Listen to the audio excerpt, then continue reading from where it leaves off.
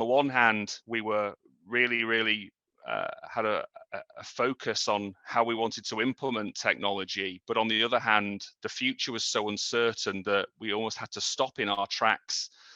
And as we did that, how we trade and operate as a business changed, and how we served our customers and how our customers chose to contact us changed. So at the very start of the pandemic, aside from the fact that our people had to work remotely and we had to galvanize a remote working model across 2 continents, because our contact center teams are based in South Africa and in the UK, as well as that.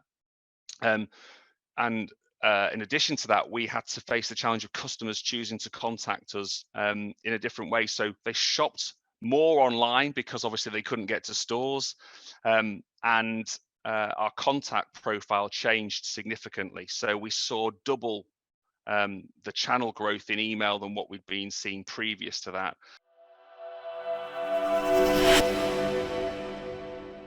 What KMS solution supported us with was really making sure that technology was handling those low complexity contacts, freeing up our colleagues to handle some of the more value add contacts. And that made a real difference to our customers in the pandemic. You've got to remember that we had people who had never shopped online before. We had people who wanted access to food via our online service. So people who couldn't go out, people who really needed Marks and Spencer and depended on us as a business.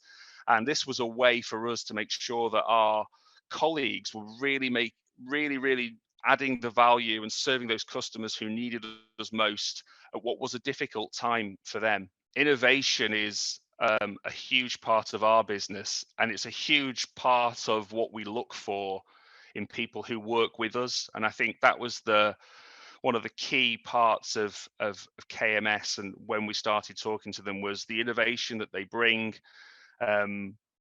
I think there's a genuine philosophy of better never stops. There's lots of improvement that can be made, and they're hungry for that, and they're passionate about this particular subject, which I think helps. So that's the first thing. I think innovation is the first thing. Second thing is they're really in tune with all of these things. Have to make business sense as well as customer sense. It can't just be that the commercial model doesn't add up, and they go the extra mile, I think, in really satisfying some of that commercial proposal. And actually, when I talked about at the start that we had to stop some things initially, we then came back to the table with a really compelling business case, and the work that the KMS team did helped us to form that business case and show the commercial value to the business as well as the customer value.